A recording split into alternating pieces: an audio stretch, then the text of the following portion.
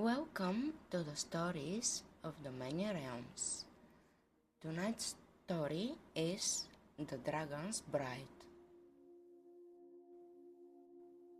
Once upon a time, there lived a young maiden, kind and hard-working and very beautiful.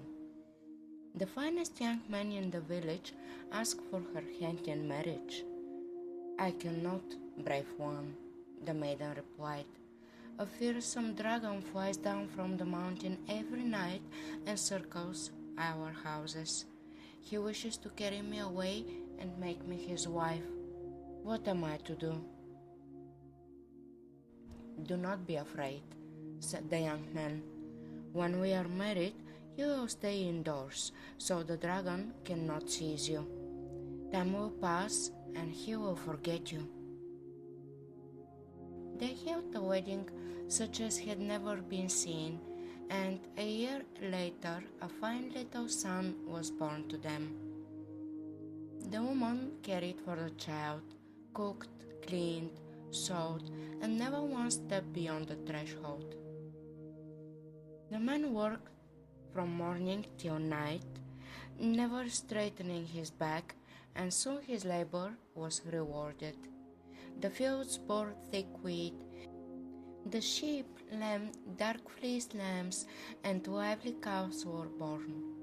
Thus they lived in comfort and happiness for 9 years. And in the 9th year they believed that the dragon had forgotten them and would no longer seek the woman. One day she gathered her courage, baked bread, prepared a meal, and went with the child to the fields to bring her husband his midday food. When noon came, they sat down to eat beneath the shade of a pear tree. Suddenly, a dark cloud covered the sky. Thunder roared, lightning flashed, heavy raindrops began to fall. The black cloud enveloped the pear tree, and when it passed, the woman was gone. The man understood that the dragon had carried her away, and from sorrow he fell gravely ill. From that day on, he could no longer rise from his bed and did not speak a single word to anyone. The boy grew up, and when he turned 20, he asked his father, "Father, why will you not tell me what happened to my mother? I remember that I had a mother. I remember a kind of cloud as well, but you never speak of it." While the boy was still young, his father had fear for him. Now he told him everything about the dragon. "I am going to look for my mother." The young man sprang up. The ailing father blessed him, and early the next morning the son set out on his way. He walked and walked until he reached a great field, flat as a tray. There many sheep were grazing, and the flocks were without number. "Whose sheep are these?" the young man asked the shepherds. "The dragon's," they replied. "Then I will stay with you. I will help you," said the young man. Before long he noticed that each morning a woman came to the flocks carrying large buckets. With them she took milk for the dragon. The young man watched for a fitting moment and spoke to her. The instant she saw him, the woman dropped the buckets and cried out, "My son, you have grown so tall. How could I not know you, my son?" She embraced him and stroked him tenderly, and great tears streamed from her eyes. "Do not cry, mother. I have come to free you from the dragon." "If only it were possible, my son, but you cannot. The dragon is very powerful. You can neither fight him or defeat him. He will never die, for he has 2 hearts, and his soul is not within him." "Then where is it?" "With his second heart. That heart is a monster, and the monster lives in a distant mountain. In the mountain there is a lake. In the lake is the monster. Inside the monster is a pig. Inside the pig a hare. Inside the hare, a dove, and within the dove there is a glass bead. In that bead lies the dragon's second heart and his soul. The heart is no larger than a millet grain. For the dragon to die, the glass bead must be taken out and shattered. Then the dragon's soul will wither away. And where is the mountain, mother? I have heard that it lies very far away, beyond 7 rivers, 7 forests, and 7 mountains where the sun sets. The path passes over deep chasms and along steep rocky ridges.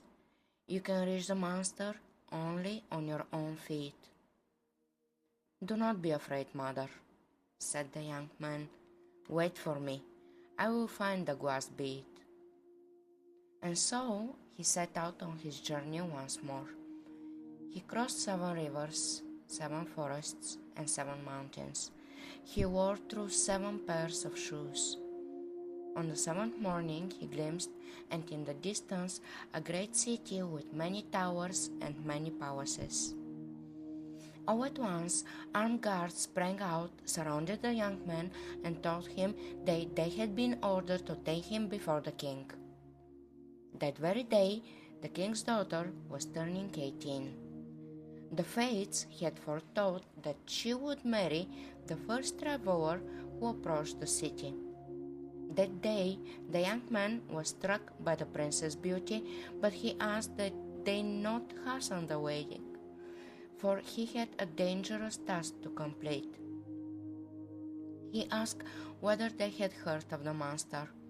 The servants pointed to a cloud-covered peak that could be seen from the palace windows.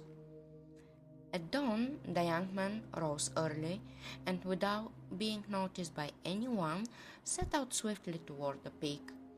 He reached the lake and walked around it 3 times, but the monster did not appear.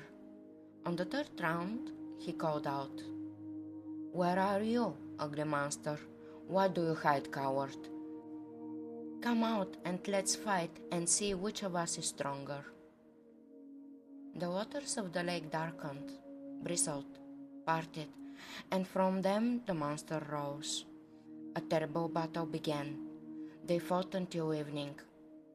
Neither one fell, neither one yielded. "Ah!" howled the monster. "If only the dragon had drunk a bucket of milk for my sake, I would have buried you 9 spans deep in the earth." "If only the king's daughter were here," cried the young man. "Just look at me. I would bury you 9 meters deep in the ground." Then the sun set, and the 2 of them parted. The monster returned to the lake. The young man went back to the palace. They questioned him, asked him where he had been, but he kept silent and did not utter a single word. Then, without eating anything at all, he fell into a deep sleep. The king's daughter grew afraid that something terrible might happen to him, and with tears in her eyes she persuaded the king to follow the young man the next day. The following morning, while it was still dark before dawn, the hero sprang up, slipped out of the palace, and headed straight for the peak. The king, the king's daughter, and the courtiers followed after him. The battle with the monster began again, fiercer, more dreadful than before, and raged until evening. "Ah, if only the dragon knew to drink 2 buckets of milk because of me," the monster roared once more. "I would bury you 9 spans deep in the earth." "Ah, if only the king's daughter were here to look upon me," the young man replied. "I would bury you 9 meters deep in the ground." Then the king's daughter stepped out from behind the trees and looked upon him with her beautiful eyes. At once the young man was filled with terrible strength. He hurled the monster to the ground with such force that its belly burst open, and from it came a black pig. The pig fled at once, but the king's hunters killed it. The young man cut open its belly, and from it flew out a great dove. The king's bird catchers rushed forward, cast their nets, and caught it.